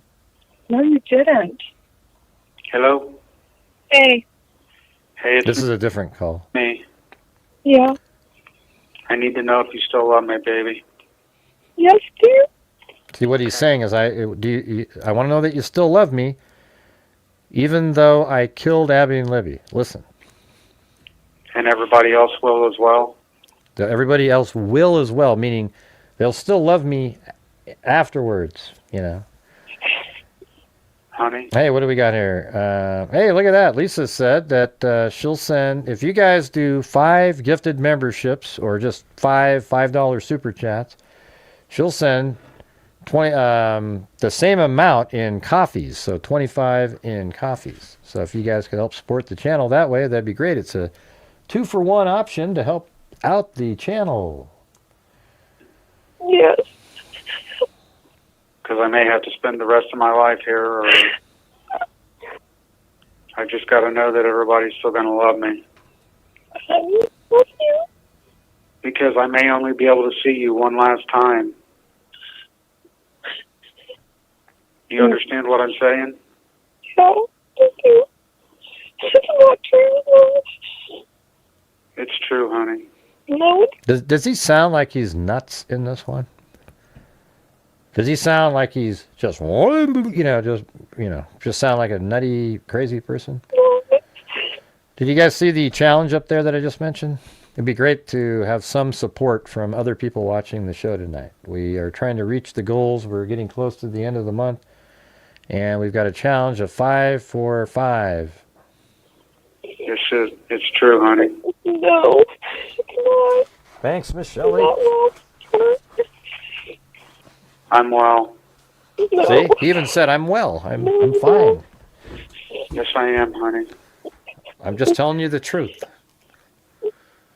I just hope that you'll still love me, because I may only, if I get the electric chair, or if I get the death penalty, No. No. No, honey, that's not going to happen. No. if it does, will you be there for me? No. Nothing can do.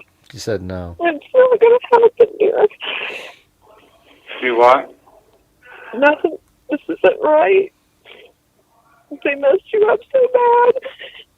It's okay, honey. I did it. did it, dear.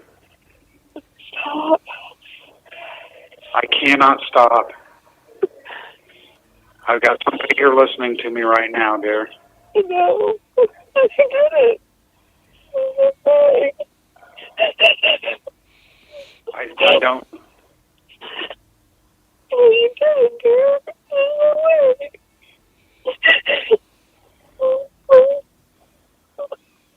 I killed Abby, dear. No, you didn't. Stop. Stop saying that. No, you didn't. I knew I was supposed to let you go. I was trying to let you go. Stop. Dear, we're going to be back together.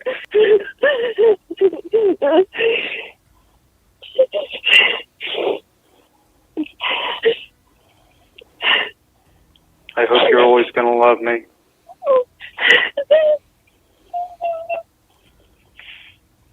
No matter what. You know what's weird is you hear all these experts and everybody talking about this case, and it seems like I'm the only one that says that Richard Allen was trying to confess, but he wanted to make sure that everybody still loved him, so that he felt like he could confess knowing that they would still love him and that would be enough for him. But nobody would say, like he couldn't get the right answer. And one time his mom finally did say that she would, but I think at that point, the wheels of the slimy attorneys, etc., sort of got to him. I mean, it's just ridiculous. But hey, guys, we got 2 of the 5 gifted memberships up there. If we could do the other 3, that would be great. All right. I don't want to have to shepherd it through like I always have to do. Can you guys just do that for me? That'd be great. Thank you.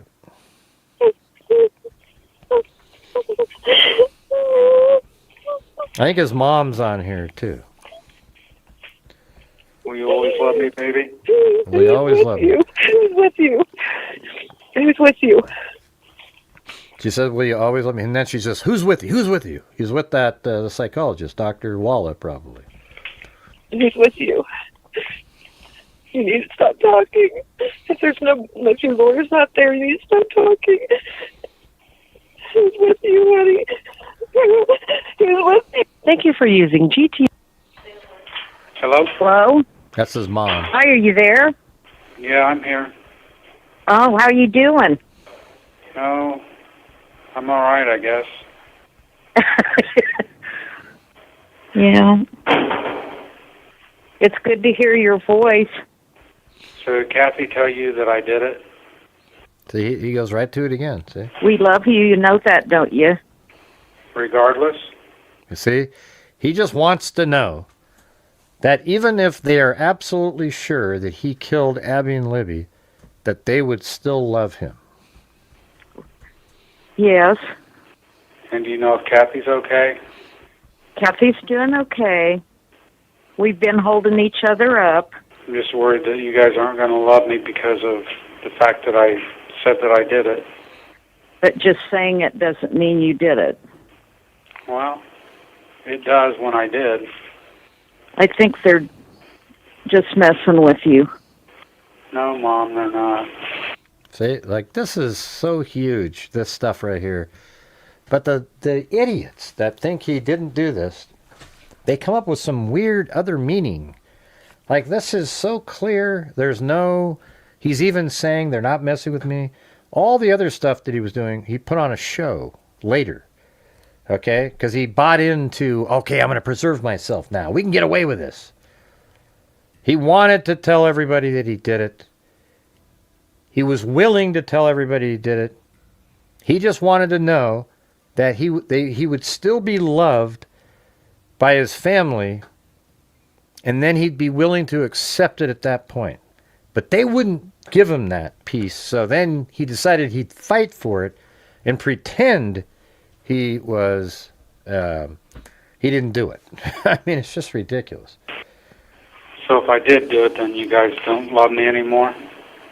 I will always love you no matter what. See, that's the thing the mom said, which is true. You know, I mean, a parent's going to always love you. Okay. And that you can count on that. Okay. There's nothing that would make me ever stop loving you. What Right. did you have for breakfast or lunch today? So he really kind of wants his wife to. Oh, had some kind of eggs this morning with Any chance we can get those other 3 gifted memberships, you guys? It'll kick in the challenge by Lisa Valenzuela. Yeah. something fairly normal. So weird talking to you. What, sweetheart? So it's just kind of weird talking to you. Why? Why would it be weird? I don't know, it just is. And I don't have much say in anything, I'm sure. I've been She saying knows the that same I've done thing it, for so right? long. I've been Dear, saying. I don't want to talk about that. Hello? Hello? Hey, Hey, what's it? Hi. I did it.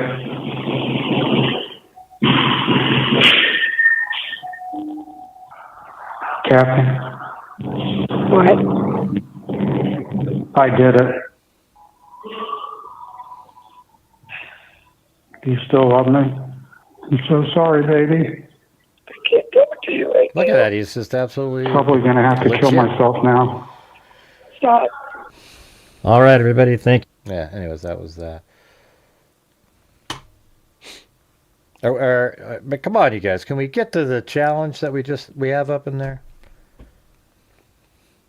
I mean, I evidently did it. No, you didn't. Why would you say that? Because maybe I did. No, you didn't, dear. I think I did. Man, it's just so No, frustrating. you didn't. Erica Morse is still with us. Erica, a big part of the case and the evidence is the direct evidence that prosecutors presented at the trial, which are the confessions of Richard Allen. So one of the issues in the appeal that I read about in the appellate papers is the defense is alleging and talking about the conditions of solitary confinement and how somehow that sort of coerced a confession out of Richard Allen. Can you describe the conditions that he was living under and what the... I think a question should be asked is, can you describe why he sounds so calm and measured and precise when the claim is that he was living in a condition where he was really psychotic? the jury got to see and what the jury got to hear relative to all of that? Pre-trial, instead of being held in a county jail, which is the norm in Indiana, Rick Allen was sent to a facility called Westville Correctional Center. WCC is like one of the most secure facilities, prison facilities in the entire state. For Rick's own protection, they put him under an order, a solitary order, that put him in the most secure cell in the most secure block in that entire facility. He was under constant suicide watch. He had a doctor named Monica Walla. And Dr. Walla... Yes, everybody. Me and Dr. Walla are big friends. We know each other for a long time, and she gave me secret information about the van and everything. That's what these lunatics say all the time. They're ridiculous people. I don't know Dr. Walla. I had a rumor told to me a long time ago, that was after Richard Allen was already arrested and everything, that there was a van that he saw and he got nervous about it. I mentioned it on a show. Somebody gave me the tip. You know, people get inside information. And they told me about it. And I told everybody that, yeah, that's out there. And I didn't know, you know, whose van it was or anything about that or anything. And then it turns out that that was a real thing at trial. The timing of it was a little different than the prosecution said, but it was right during the same time frame. I always thought that he was interrupted while at the crime scene with the girls, not down below. And it turns out that my original thought that I had on it was probably more accurate. Hey, thanks, Wild Bill Wassman and Rock Girl Media. Thank you. Took a special interest. And thanks for your, look at that. You've got the sheriff badge. Been around a long time. In this case. Thanks, Wild Bill. Before Rick Allen was ever arrested, she was listening to podcasts only from the... Yeah, he listened to my podcast. She listened to it sometimes. That's the first time but apparently I'm being paid to. I mean, man, you just, out of all the cases I've done, I've been accused of working for like the feds or some shit like that. Literally, I'd say 7 or 8 times, meaning in different cases, because I just go over the factual elements of the case. I believe probable cause documents until there's something in it that I don't believe in, like by looking at it, you know? And because of that, somehow I work for the feds. These people are nuts, you guys. All right, we need one more, you guys. Who's going to do it? We need one more gifted membership. The perspective of certain podcasters. And then when Rick was arrested, she volunteered to work as his doctor in this prison system, sought out this particular position. She made a 3-hour round trip commute every day from Illinois to meet with Rick. Rick had a little bit of a history of depression, and she was pumping him against his will, giving him injections of Haldol, an antipsychotic drug. Pumping him full. He was being, according to Rick, he was being threatened by the guards. He was being threatened by the inmates. And what is so important about these 61 confessions, I said it on the Delphi. How's she allowed to get away with saying stuff like that? Pumping him full, like he shows up, okay, put out your arm, and just starts jamming drugs into his system. Dirt a few weeks ago. I asked every collaborator and content creator and reporter out there to stop calling them confessions and please refer to them as scripts. Okay? Here's why. These were not Rick's own words. None of these 61 scripts were Rick's own words, and that's critical for me to convey here. Rick was given what they called, I think, suicide partners or suicide something, and these inmates were placed outside of Rick Allen's door. He was then pumped full of Haldol against his will, injected. And then the guards and the inmates were reportedly screaming questions at him. This is ludicrous. And as he was having these antipsychotic breaks, they would ask him questions. Did you kill the girls? Did you kill the girls? I don't know. Did I kill the girls? I killed the girls. Maybe I killed the girls. I don't know. I killed this person too. I killed that person too. Rick was also confessing to killing people who were still very much alive. Then these inmates wrote down, they had a clipboard and pieces of paper. They wrote down anything that Rick said during these psychotic breaks. Oh, I think I did it. I did it. I think I did it. Did I do it? Now, each one of those... I don't care about those ones. I really don't. What I care about are the ones on the phone when he was talking to his wife and mother. How do you explain those away? Little statements was then called a confession. That's issue number 1. Issue number 2 is that on the morning that Rick started confessing, the first week of April, they say that the first call of the day was to Kath, where he got on the phone and said, I did it, I killed Abby and Libby. That's his wife. He's calling his wife. Sorry, his wife, Kathy, yeah. What they didn't play was the previous call a few hours earlier to his father. Now, that one has not been allowed in yet. And there you go. Lisa had to rob Peter to pay Paul. Nobody was going to do the last one. So there you go. Thank you.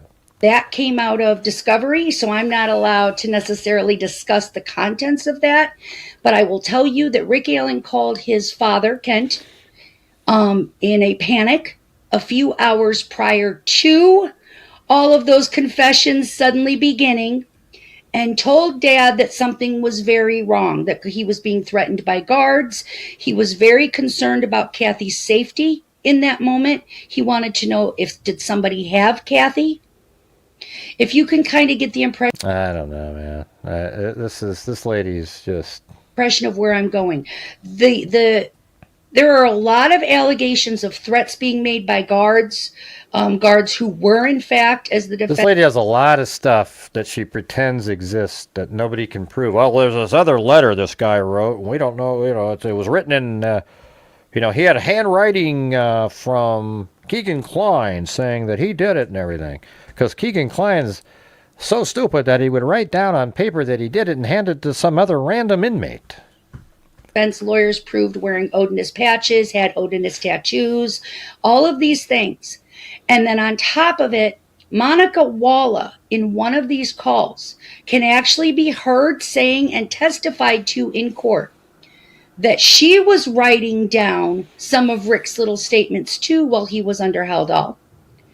And that she picked up the phone, dialed his wife's number, his home number, and then handed Rick the phone and said, go ahead and read to her what you told me. The headline is 61 confessions, like you said, but sometimes you have to dig a little deeper to have a little more context. And when some evidence is allowed in and some evidence isn't allowed in, the jury doesn't get the full context. And I think that. Well, I mean, Vinny's always, he's told me before, he was really, like, he didn't like the fact that they didn't allow it to be televised, and then that's where all these rumors start to fester from, and he likes to put out content where people are thinking about it. Like, I'm more against the other people. I mean, I'm not, I would never give somebody a forum to put out that kind of stuff. But if you're playing in the middle of the road, I'm not in the middle in this case. I know Richard Allen did it. I'm friends with the family, etc. Like I met him, ate a couple meals had a meal with Kelsey at one point with her husband, and my wife were there. We drove all the way to Indiana. I hung out with Becky a couple times, one time over at the ballpark and another time dinner with another friend, and we're just, I mean, they're good people, That's why when you hear all these idiots out there make with all these claims about them, etc., you just realize that those people are lunatics. And like when people say that I'm a paid person, I do this. Well, I'm in a unique position to know that these people are crazy. You know why? Because I'm me. Like, I actually know that I'm not paid by anybody. But they don't have to believe me, so they can continue to pretend that there's something like that. It's wild. That's what the defense is looking for here, is an ability to present their side, all of the evidence, so the jury has more information, not less, and can make a determination on, do I believe these confessions? Do I believe this evidence? Do I believe that there's another reasonable explanation for what happened to those two young girls? Perhaps the biggest moment for the defense during the trial was their belief that they had completely blown up the prosecution's timeline of what happened, making it impossible for Richard Allen to have committed this crime. And it was all focused on Libby's phone and Libby's phone found at the scene. That part was so ludicrous, Yeah, that's the phone on the ground, and it had condensation on it. And so what happened was it turns out that condensation on the headphone jack port can make it look like somebody plugged in headphone jacks. And that's all it was, because here's the thing, is like the headphone jacks turned it on at some weird hour. Why would somebody in the middle of the night, like, reach under? The phone was found underneath, like, Abby's leg or something. Why would they reach under there and then plug something in and, look, we just wanted to make it look like it was... That just doesn't make any sense. Let me show you a picture of it so you can see it. What they are saying is that the phone, someone was manipulating the phone 5:45 and then later that night. And prosecutors did not have Richard Allen at the scene at that time. So all of that Yeah, so what they were saying was a headphone jack looked like it was activated at 5:45 in the morning. It's ridiculous. I mean, it's just, and as a matter of fact, when they brought it up, they went, oh, shit. So they looked it up and they goes, oh, it turns out that the headphone jack can be, make it look like somebody plugged something in with condensation. And that, you can see it on the damn, look at that. That's condensation right there. It's cold out, etc. Information that was brought out by the defense through their expert testimony saying that someone had plugged headphones into that phone at 5:45 completely obliterated the prosecution's timeline. But it didn't. And now the defense is upset because prosecutors brought in an expert witness who then provided some information to the jury that he Googled, right, just before testifying about it to undermine the defense theory and the defense expert. Erica, let's talk about the timeline. But the theory is stupid. You know that? You think how stupid that is? I mean, what do you have, a timeline? Well, nobody said you're stupid. I said you're probably looking up to see if condensation really does do that. That's what a curious mind does. That's what I did. After they said that, I go, oh, let me go look. Oh, yeah, it looks like it does that.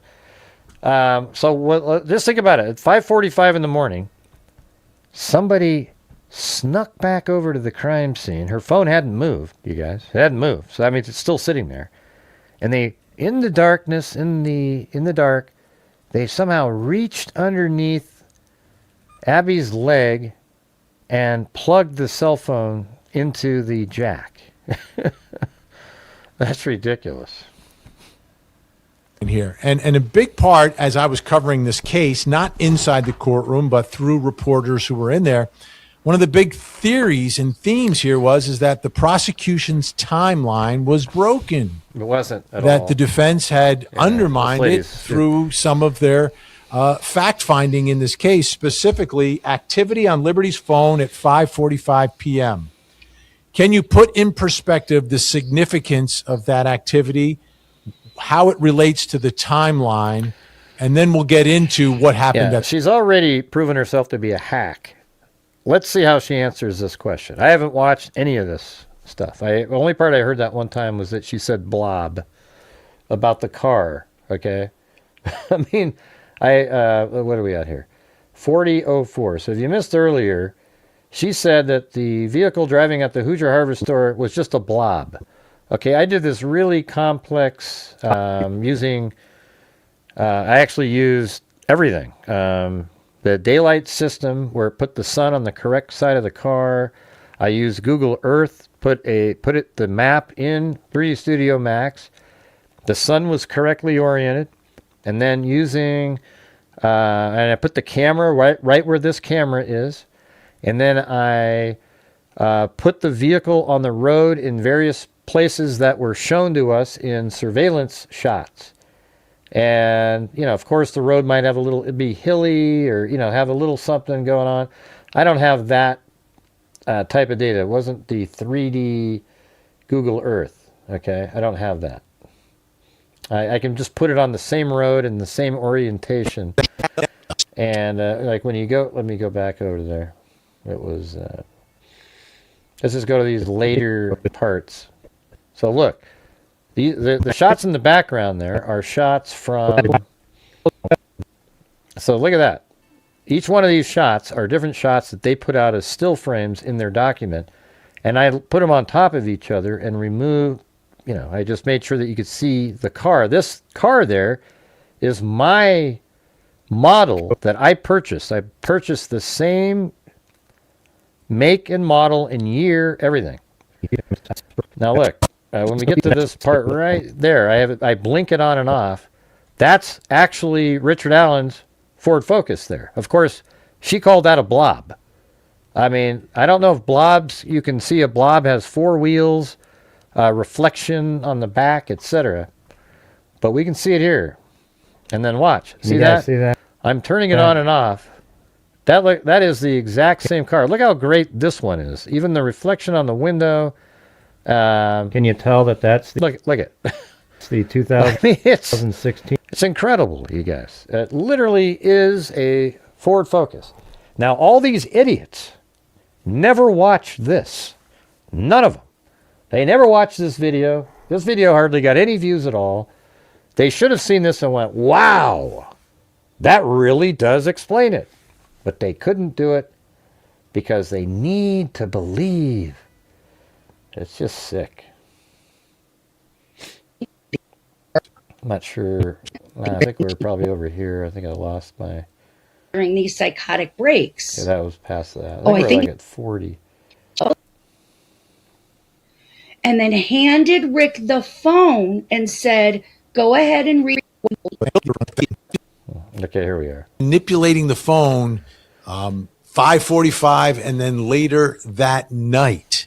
And prosecutors did not have Richard Allen at the scene at that time. So all of that information that was brought out by the defense through their expert testimony saying that someone had plugged headphones into that phone at 5:45 completely obliterated the prosecution's timeline. And now the defense is upset because prosecutors brought in an expert witness who then provided some information to the jury that he Googled, right, just before testifying about it to undermine the defense theory and the defense expert.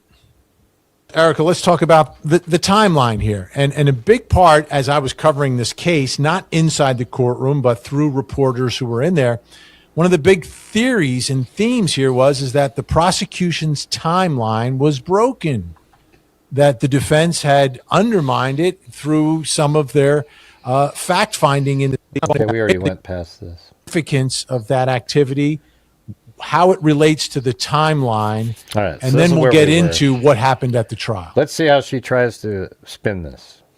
Okay. So at 5:45 p.m., Stacey Eldridge, who is the she's the phone expert, and she also trains phone experts for the FBI. She was a forensic phone expert for them as an agent, and now she actually trains law enforcement on these devices. And Hey, Fig Sauls. I wasn't able to go, like, when I went on that Frank Meister show, he has one of these mods over there that's just a total dipshit. And I can't stay there anymore. I mean, she's just, I don't know, she's the one that blocked me on the trail, pretending that I covered the Flora fire over and over and over again when I've only covered it one time in my life. And so she tried to, when I went there with my wife and Robert Ives, she tried to block, her and 3 of her friends tried to block us from walking down the trail. And it was just a total dipshit, and it was one of his mods, so I can't go over there. Sorry about that. So every time I used to be more supportive over there, but I can't do it. reading these reports. So that's very important for me, to get out here, because Stacey's not a run-of-the-mill expert. She found a activity on Libby's cell phone, her iPhone, that a headphone jack, that something had been plugged into a headphone jack at 5:45, which would have then silenced the phone. And what was specific about that time frame is that phone calls from panicked family members and friends were coming in repeatedly at that time. So if that phone was somewhere in that geofence, maybe it's somebody's barn or in a shed or a shack or in somebody's garage, then that phone could have been heard ringing. So at 5:45, Stacey found that someone had plugged in. Yeah, but the phone was also down in a deep sort of, there isn't a lot of cell phones out there. It was in a place that it wasn't really great reception. You can get reception, but it was in the middle of the woods and then down below a bank. And apparently it looked like it was covered a little bit. That port, that headphone jack, something had been plugged into it. And then for whatever ungodly reason, and I witnessed this with my own eyes. Right after Stacey's testimony, Judge Gall called a quick recess, Indiana State Police technology guy, Detective Cecil, ran out with his laptop ran out with his phone, and he was doing Google searches during a 15-minute So what, though? recess, and that he was allowed to come back in. I know this. Oh, it was his laptop. Because he ran into us coming back up the stairs and almost dropped his laptop. He was in such a hurry. He gets back in, runs in over to Prosecutor Macleod and Luttrell and Diener, and shows them something. They all get excited. They all do this, she calls court back into session. They do a quick huddle. And all of a sudden, Detective Cecil is allowed to come back up to the stand and testify that he had just done a Google search during recess. And according to that Google search, if the phone had gotten wet, it could have thrown off that iPhone, that jack, and that would have explained it. But Stacey Eldridge was very clear in saying water could not have impacted that headphone jack. So now we're taking a Google search result done in a 15-minute window from an Indiana State Police technology guy over the testimony of a decades-long senior veteran FBI technology phone expert. Well, she couldn't say that that's not the case, though, is it? Wow. And the other part of that is, like, generally you're not supposed to be able to testify about things that you just Googled. It's called hearsay. And yes, experts get a little more leeway, but usually it's based upon reading some treatise or... Yeah, I mean, I would have to agree that's a little, like, wow, you run out and do Google and come back in and go, oh, but with having no other knowledge about, like, how that might work or something. Some study that's been scientifically tested, but Googling and testifying about what you Googled is very unusual. It's not something that most judges would permit, and it's not something that most prosecutors would present in a case. To me, that's the really strange part of this. Now, put it in perspective, though. How important is this 5:45 time? What does that mean relative to Richard Allen? The problem is it's true, though. I mean, the thing is, it's true. And if you don't allow it to be rebutted, then people have to believe that somebody plugged something in at 5:45. Okay? But that isn't the case. So if you don't allow something like that to be used as rebuttal, then, I mean, one thing you might ask is, like, why wasn't that something that the defense, or prosecution, I mean, was prepared to rebut at the time? Like, they saw the same information, right? Like, oh, it looks like it was plugged back in, and try to figure out an explanation for that. There is one. Condensation water getting in the port makes it look like that. Richard Allen had an alibi that his wife was at home with him. I'll say it like that. That Richard Allen... All right, I'm going to try one last shot, you guys. Can you guys please help support the channel tonight? You can see by watching how just absolutely we're not, getting the support in here. So I need, we're still, I mean, right now we're at 1/4 of just a normal nightly goal. So if you have the ability to help support the channel, I would appreciate it. I think we do good work here. I think my channel deserves the support from the people who watch, and that's all I got for you. Allen was not with those girls at that time. Couldn't have been. And how does that 5:45 play into the original timeline that prosecutors had? The state claims the girls, the bridge guy video was taken at 2:13, and they claim that Rick abducted the girls at 2:13 and had everything wrapped up by 3:30. And was out of there. Completely out of there. It's important. I want to remind you that the purpose of this episode and looking at this evidence was not that, hey, Richard Allen is 100% innocent.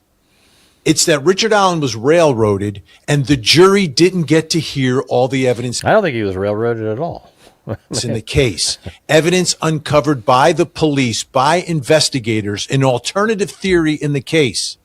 And in the end, if they hear both theories, they still may very well convict Richard Allen.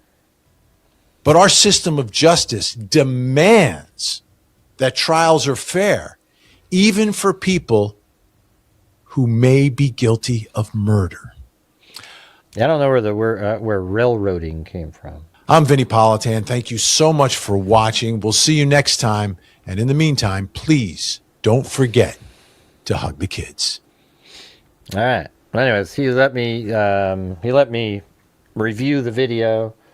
That the person he has on is just not credible at all. But she's sure interesting for the people who believe that Richard Allen didn't do it. But you can watch the full thing without me interrupting in the description. I don't know. I was going to play some other stuff, but I'm just spinning my wheels. So thank you guys for being here tonight. Appreciate it. Thanks, Lisa over there. And then we've got for the coffees. Then we have let's see. I don't know if it's going to load up again. Yeah, I mean, there's absolutely no doubt at all that Richard Allen did it. He is Bridge Guy. He has no escape from it. He's the guy, no doubt.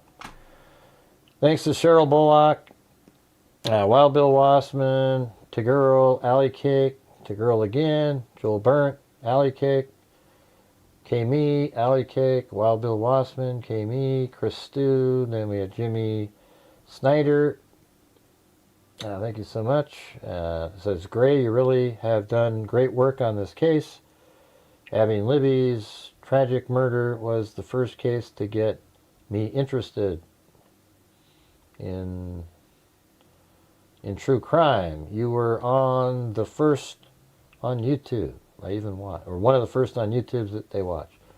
Michelle H., then Wild Bill Wassman, Rock Girl Media, and then myself.